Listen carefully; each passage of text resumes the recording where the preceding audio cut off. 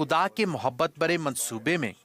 ہمارے نجات دہندہ یسوع مسیح کی سکھائی گئی حقیقت شامل ہے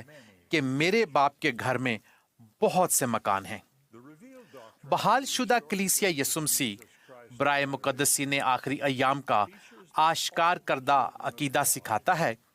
کہ خدا کے سب بچے محدود استثناء کے ساتھ بالآخر جلال کی 3 بادشاہتوں میں سے ایک کے وارث ہوں گے، جن میں سے کم ترین بھی تمام ادراک سے بالا تر ہے۔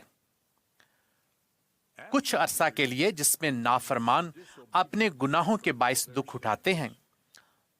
جو دکھ انہیں اس کے لیے تیار کرتا ہے جو آگے آنے والا ہے، یعنی سب دوبارہ زندہ کیے جائیں گے اور خداوند یسوع مسیح کی آخری عدالت کی طرف بڑھیں گے۔ وہاں ہمارا محبوب نجات دہندہ،